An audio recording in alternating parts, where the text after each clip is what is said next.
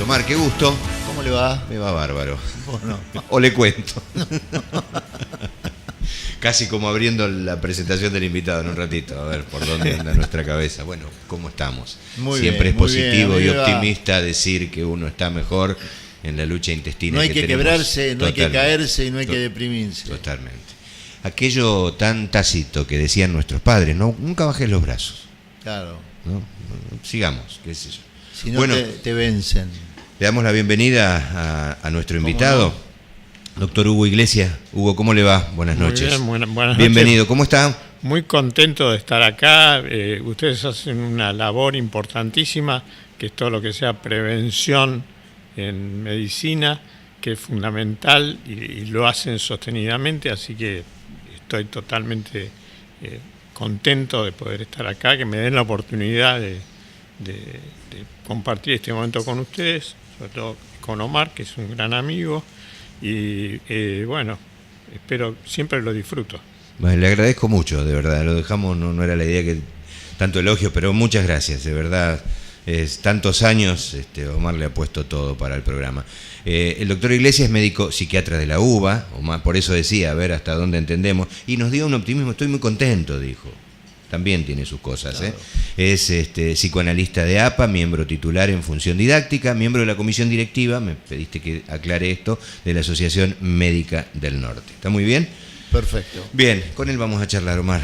Adelante. Bueno, Hugo, vamos a hablar de una enfermedad que no te diría que está en boga, pero que es bastante frecuente y que es el Alzheimer. Porque realmente siempre se dice, tengo la enfermedad del alemán, muchas veces así socarronamente. Pero podemos hacer una definición de Alzheimer. Sí, podemos hacer una definición de Alzheimer y a mí me gustaría entrar por el lado de la cuestión sociológica y económica. En este momento dar una definición por esa vertiente, porque en este momento es una epidemia, verdaderamente es una epidemia del siglo XXI. Traje algunos datos que pueden ser interesantes, me pareció tomado de la revista Lancet. Todo lo que yo diga está sustentado en publicaciones científicas. Los médicos que vean el programa o las personas no médicas que también ven este programa, que necesiten información, me la pueden pedir.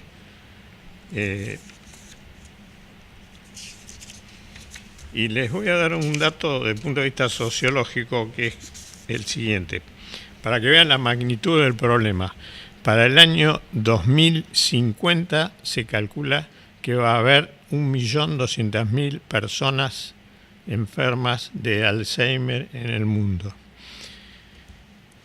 Las otras dos enfermedades que cuentan en la Organización de la Salud Pública, que son el cáncer y las enfermedades cardiovasculares, siguen aumentando, pero hay un aumento, o sea, una agudización, casos agudos, pero en el caso del cáncer disminuyó la mortalidad y en el caso de las enfermedades cardiovasculares, por los adelantos espectaculares que tiene la cardiología, también se transformaron en enfermedades crónicas con menos mortalidad. No pasa lo mismo con la enfermedad de Alzheimer, y si seguimos viéndolo desde el punto de vista económico, aunque no tendría que ser así, yo cada vez que hablo con un sanitarista o con alguna autoridad sanitaria, les recuerdo que en 10 años de sobrevivencia que tiene una persona con enfermedad de Alzheimer gastando €1 o $1 por día, si ustedes hacen el cálculo por 10 años, $1 por día por 365, es una fortuna, es una fortuna. No sé si las instituciones de salud toman conciencia de la magnitud del problema que se está viniendo y no sé si lo van a poder sostener. Con respecto a ese punto, En realidad, uno comienza con síntomas, que después los vas a decir vos, de la enfermedad, pero no se conoce exactamente la causa y mucho tiempo antes se ha detectado alguna alteración en el cerebro que a posteriori provoca la enfermedad. Bueno, el tema, las causas de la enfermedad son múltiples. En general, el Alzheimer se divide en temprano, que es los que afecta a personas de menos de 55 años, y Alzheimer tardío, que afecta a personas de más de 65 años. El Alzheimer temprano se debe a causas genéticas, o sea, a alteraciones genéticas desde el nacimiento y que antes del nacimiento también, y son solamente el 0,1% a 1 por algunas personas. Algunos investigadores dicen hasta el 5%, pero es muy bajo el porcentaje, que es el Alzheimer temprano, y el Alzheimer tardío, que es el ocasional, que es el 90 y pico % de... O sea, ¿está relacionado con el envejecimiento el Alzheimer? Está relacionado con el envejecimiento, exactamente. Una de las causas más frecuentes es en el promedio es el envejecimiento. No es lo mismo envejecimiento que Alzheimer, pero el envejecimiento es un factor de predisposición importante. Ajá. Después vienen, o sea, primero las causas genéticas, que es un porcentaje muy bajo, después en el ocasional, el envejecimiento. Lo que sucede con el envejecimiento, y es importante ahora para poder definir alguna cuestión, que se habla de demencia senil. ¿Qué es senilidad? En este momento se puede decir, la senilidad, ¿cuándo empieza?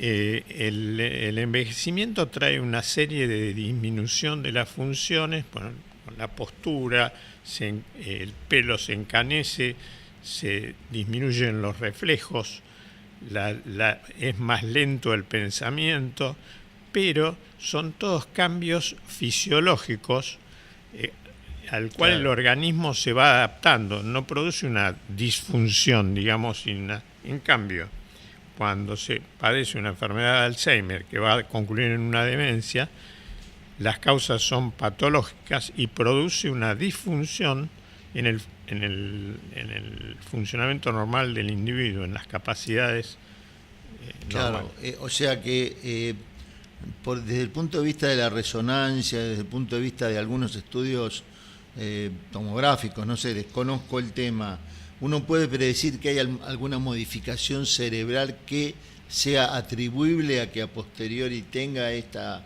enfermedad. Sí, exactamente. Hay marcadores biológicos, no tenemos. Claro. Lo que sí se sabe es que hay 2 lesiones típicas que fueron descubiertas y descritas por Alzheimer y que siguen teniendo prevalencia, y que son, desde el punto que son las placas neuríticas y los ovillos neurofibrilares.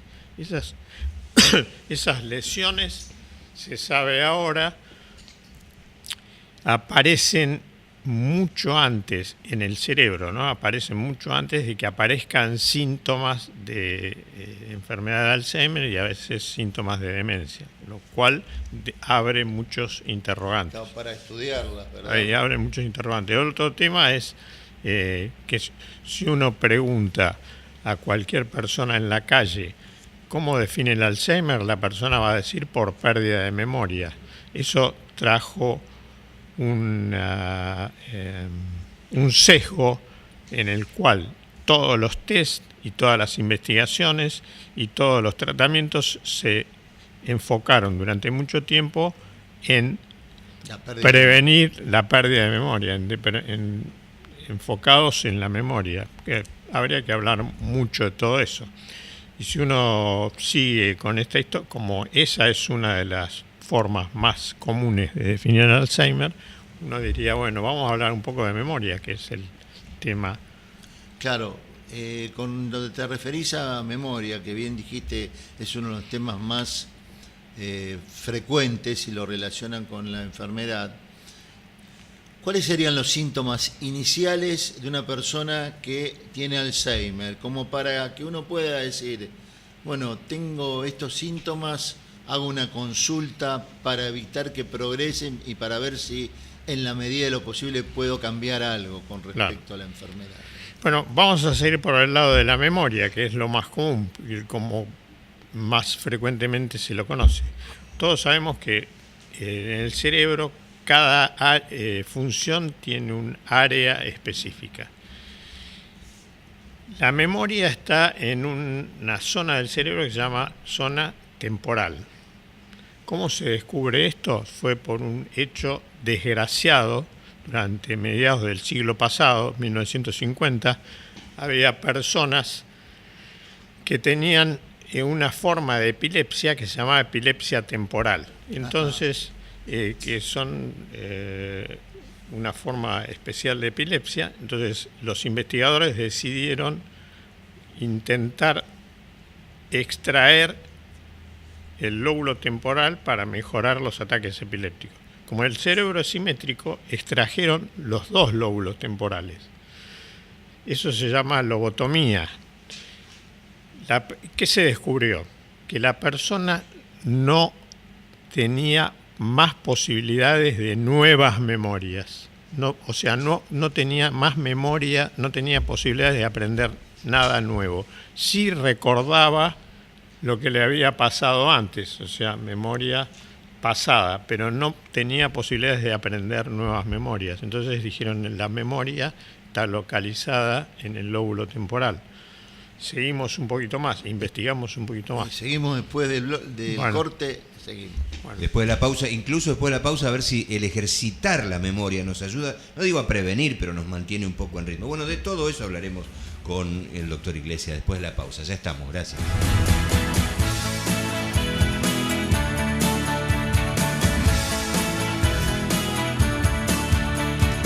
Muy bien, retomamos, Omar, en pantalla está el teléfono. Seguramente en casa se identifica mucho, por lo que comenzabas diciendo vos, ¿no?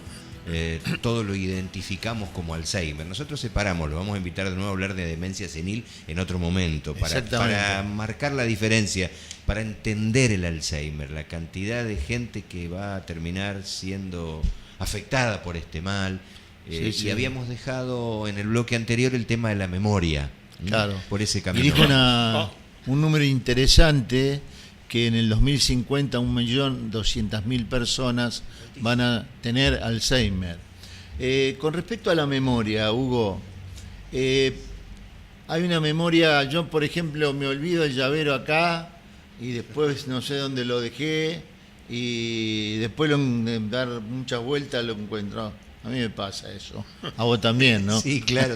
No te preocupes por eso. Somos dos. Sí, ¿Ese es el problema de la memoria del que tiene Alzheimer? Ese es el comienzo, digamos, se llaman olvidos benignos. O sea, uno se olvida donde deja algo, va a buscarlo y recuerda dónde está. Lo olvida, pero vuelve a recuperar el recuerdo. Se llaman olvidos benignos. Ajá. Eso no tiene trascendencia, eso es generalmente debido al envejecimiento. Pero hay otro olvido que se dice que es maligno, que puede predecir Alzheimer desde el punto de vista clínico, que es uno se olvida dónde dejó algo, va a la habitación y no se acuerda dónde lo dejó de ninguna manera, y eso se llaman olvidos malignos y que tienen una predicción de probabilidad de Alzheimer mayor que el olvido benigno. Pero siguiendo con el olvido fue descrito, la memoria fue descrita por un psicólogo inglés que se llamaba Larry Quaid, que decía que había dos tipos de recuerdos, activa, recuerdos y memoria activa y memoria o sea, memoria explícita lo llamaba, y memoria implícita. Por ejemplo, yo les pregunto a ustedes dónde dejaron el auto y ustedes se acuerdan, eso implica lugar, espacio y tiempo. Eso se llama memoria explícita, que es la que nos sirve para construir las funciones diarias, la memoria explícita. Después está la memoria implícita, que no me voy a meter en ella, que no es tan importante, porque lo importante para el tema del Alzheimer y las demencias es la memoria explícita. Dicho esto, volvemos un poco a la localización anatómica de dónde se produce, porque detectan que la pérdida de memoria es un síntoma importante, entonces acto seguido vamos a ver dónde está la memoria para poder corregirlo.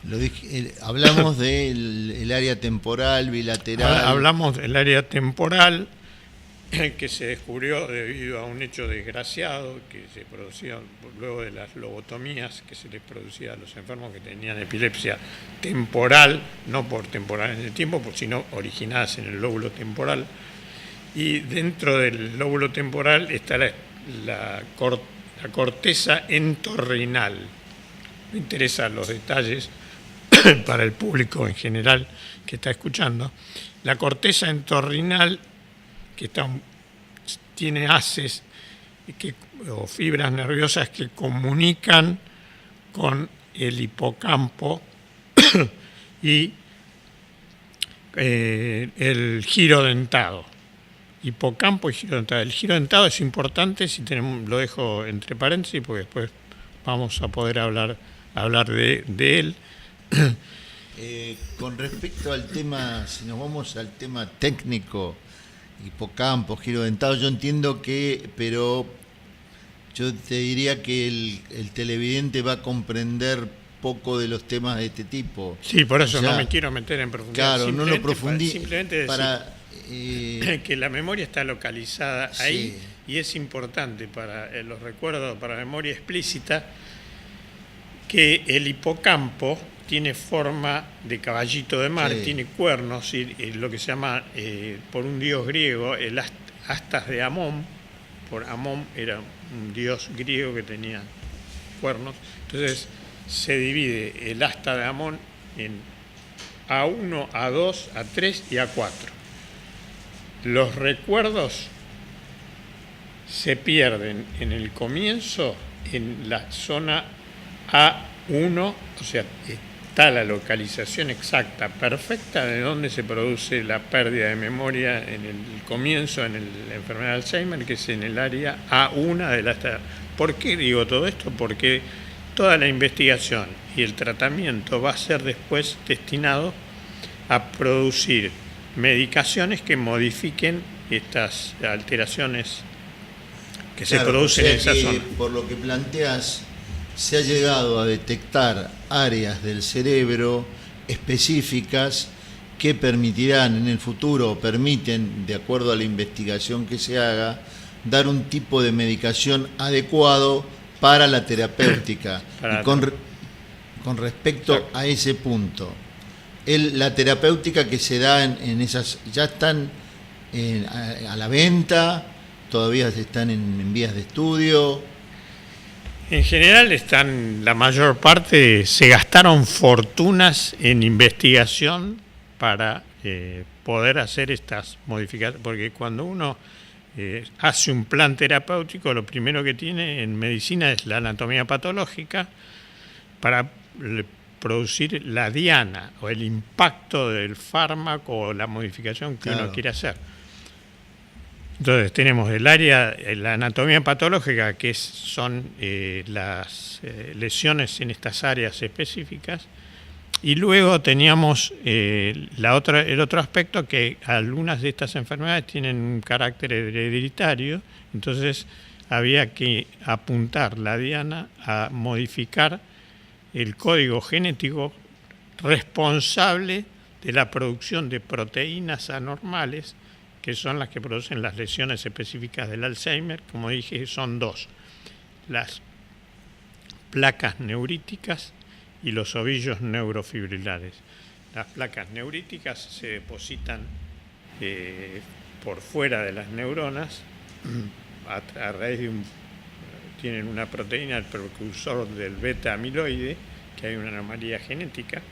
Claro, no te van a entender en el sentido de lo que yo te entiendo, pero lo que yo diría para que los que nos están viendo comprendan. Hay una vía de estudio, esa vía de estudio está avanzada, el concepto técnico es el que no puede desglosar el que nos está viendo, salvo que sea un profesional que son los menos en este. No, es para el público en general, claro. Entonces, está en vías de estudio.